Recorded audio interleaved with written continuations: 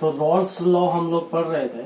तो Rawls law में हम लोग आपको इक्वेशन बता रहे थे आपको।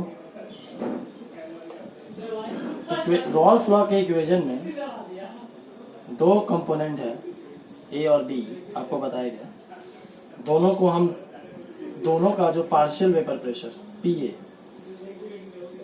पार्शियल इसलिए बोला गया था क्योंकि दोनों को मिलाएंगे तब जाके सॉल्यूशन बनेगा ना। अभी तो ये अलग अलग है, तो सॉल्यूशन किसी एक का कंस्टिट्यूशन, किसी एक का कितना उसका योगदान, तो ए का योगदान सॉल्यूशन में पीए, बी का योगदान सॉल्यूशन में पीबी, दोनों का कितना योगदान, तो PA plus PB total vapour pressure हो गया।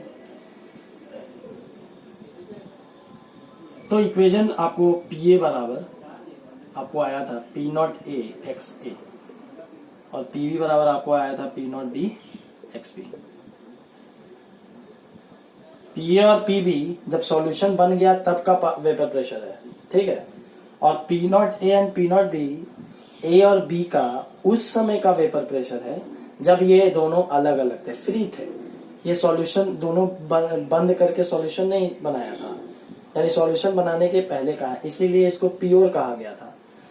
P naught A was the vapor pressure of pure component A and P naught B was the vapor pressure of pure component B। यानी solution बनाने के पहले, जब सॉल्यूशन बना लिया दोनों, तब A का वेपर प्रेशर PA के नाम से जाना जाएगा और B का वेपर प्रेशर PB के नाम से जाना जाएगा। सॉल्यूशन का टोटल वेपर प्रेशर, तो इस PA एंड PB को हम लोग जोड़ देंगे, तो टोटल वेपर प्रेशर जो आपका इक्वेशन था वो PA प्लस PB, ये VPT हो गया total vapour pressure of solution. तो यहां से आपको इक्वेशन आ गया था, आपको ये P naught A X A plus P naught B X B. हम लोग प्रीवियस वीडियो में XB को 1 माइनस XA लिखे थे, आप XA को 1 माइनस XB भी लिख सकते हैं। तो देखिए इक्वेशन थोड़ा सा वैरी करेगा, ऐसे उससे कोई दिक्कत नहीं है। XA को आप 1 माइनस XB लिखिए plus P naught B XB, P not A minus P not A XB plus P not B XB। तो यहां से आप कीजिए, ये इस दोनों इक्वेशन, इस दोनों टर्म्स में हम XB कॉमन ले लेंगे, तो आपका आ जाएगा P not B minus P not A। XB मान लीजिए कॉमन ले लेते हैं, तो आ गया P not B minus P not A, ठीक है। और यहाँ प्लस लास्ट में P नॉट A। एक इक्वेशन आपका ये भी है, ये भी टोटल वेपर प्रेशर है, ठीक है। एक प्रीवियस वीडियो में टोटल वेपर प्रेशर था और ये टोटल वेपर प्रेशर हो गया। दोनों में एक डिफरेंस ये था, डिफरेंस ये है कि वहां हम XB को 1 माइनस XA लिखे थे, यहाँ XA को 1 minus XB। XA and XB जो है आपका मोल फ्रैक्शन है। अब यहाँ इसी मोल फ्रैक्शन को हम आगे आपको समझा रहे हैं, ये XA एंड XB कब का मोल फ्रैक्शन है। तो ये आपका इक्वेशन हो गया टोटल वेपर प्रेशर का। दो इक्वेशन मैंने बताया आपको, अब ध्यान दीजिएगा इसको, ठीक है।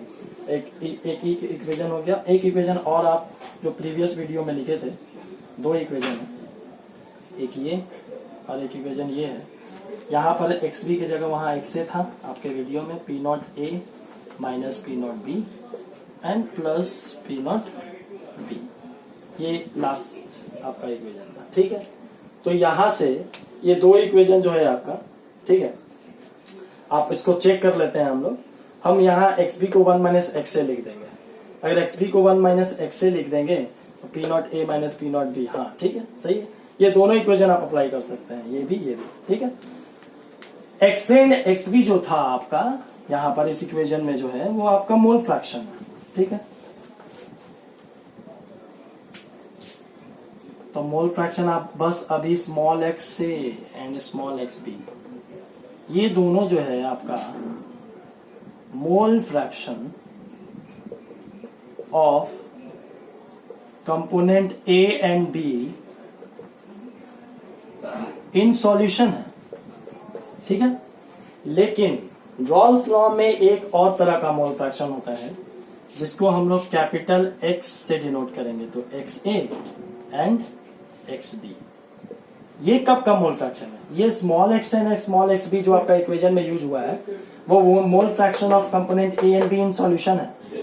और ये capital X A and capital X B जो है, इस इक्वेशन को याद रखना काफी जरूरी है। Capital X A and capital X B ये जो है mole fraction of component A and B in vapour phase है। आप इसको कैलकुलेट करना जानते हैं? इसको कैसे कैलकुलेट करेंगे तो इसी को हम कैलकुलेट करने के लिए आपको सिखाएंगे। आप ये सीखना काफी जरूरी है। देखिएगा,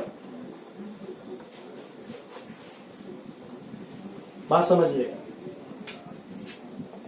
x A X B, capital X A capital X B, these all are mole fractions.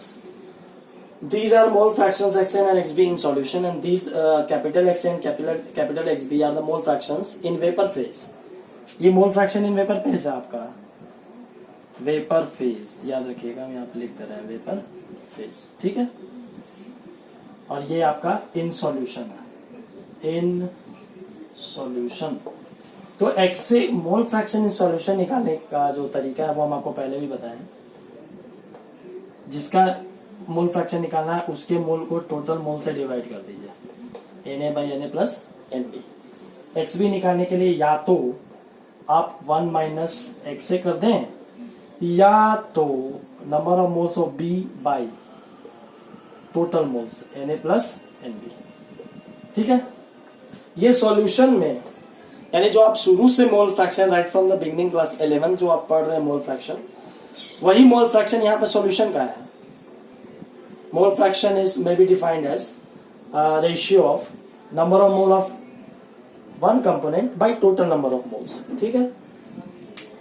यहाँ वेपर फेज में मोल फ्रैक्शन क्या होगा? क्या वही होगा जैसे सॉल्यूशन में मोल फ्रैक्शन, या अब तक हम लोग जो पढ़ते आए हैं वही मोल फ्रैक्शन की बात हो रही है यहाँ पर, या इसमें कुछ वेरिएशन होगा? तो जी हाँ, इसमें वेरिएशन होगा क्योंकि ये वेपर फेज में है। तो वेपर फेज में मोल फ्रैक्शन क्या होता है? तो सबसे पहले आपको उसी का डेफिनेशन आपको बता देते हैं। Mole fraction in vapour phase क्या होता है? Mole fraction in vapour phase, तो mole fraction in vapour phase जो होता है वो आपको in terms of vapour pressure होगा। जैसे सॉल्यूशन में इन टर्म्स ऑफ मोल हो गया, तो वेपर फेज में इन टर्म्स ऑफ वेपर प्रेशर होगा। कैसे भाई? तो Vp को हम वेपर प्रेशर बोल रहे हैं, ठीक है। Vapour pressure of a component, जिसका भी आपको निकालना है उसका vapour pressure by total vapour pressure. बात समझ में आई? जैसे मोल, एक का मोल बाय टोटल मोल, वो हो गया मोल फ्रैक्शन सॉल्यूशन का।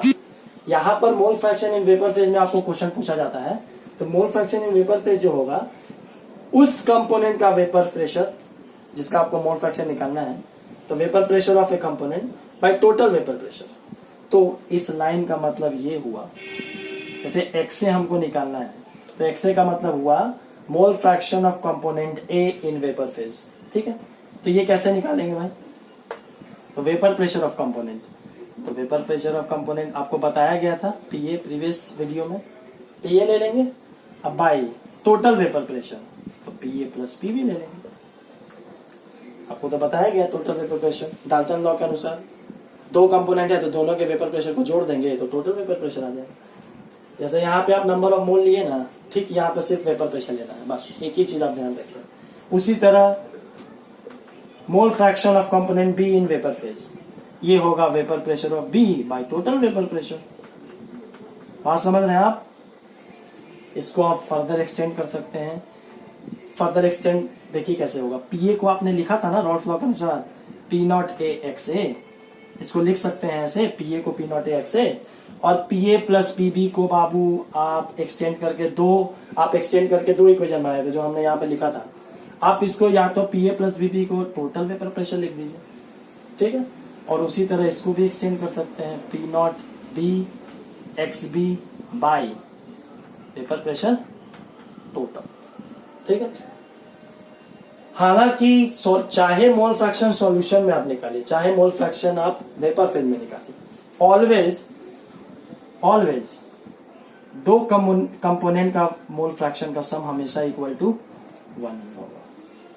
ठीक है, इस इक्वेशन को हम आगे और भी आपको अच्छे से इक्वेट कर रहे हैं। ठीक है,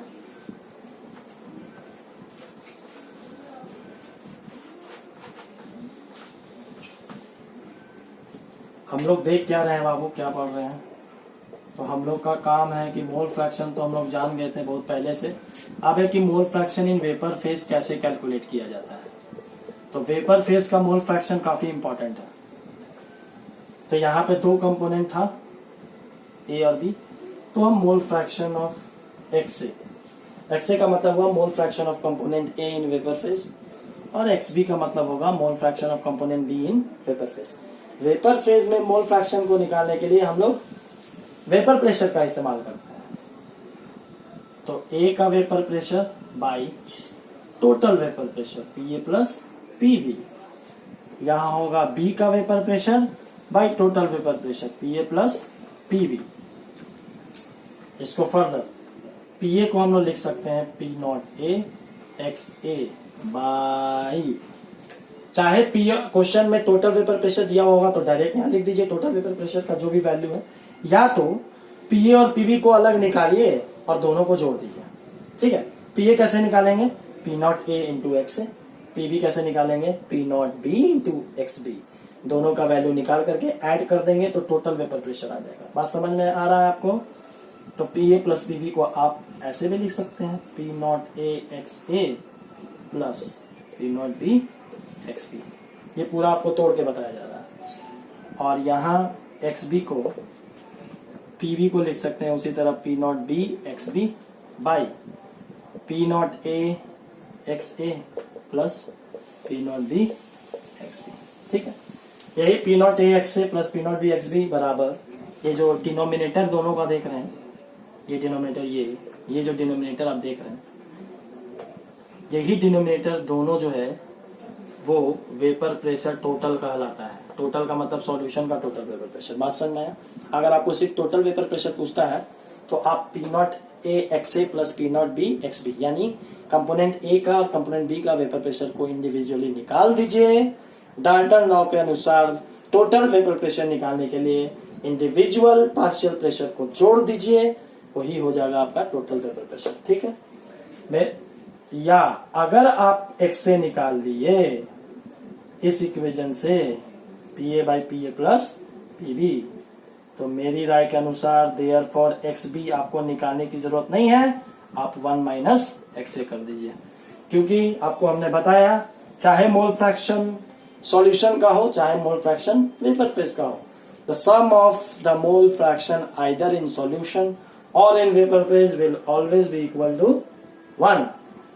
ठीक है, आप इस इक्वेशन को बढ़िया से नोट डाउन कीजिए, प्रैक्टिस कीजिए, क्योंकि प्रैक्टिस जरूरी है। ईच टर्म्स को आप समझिए कि पी ए क्या है, पी बी क्या है, पी नॉट ए क्या है, पी नॉट बी क्या है, एक्स ए स्मॉल एक्स बी क्या है, capital X A capital X B क्या है।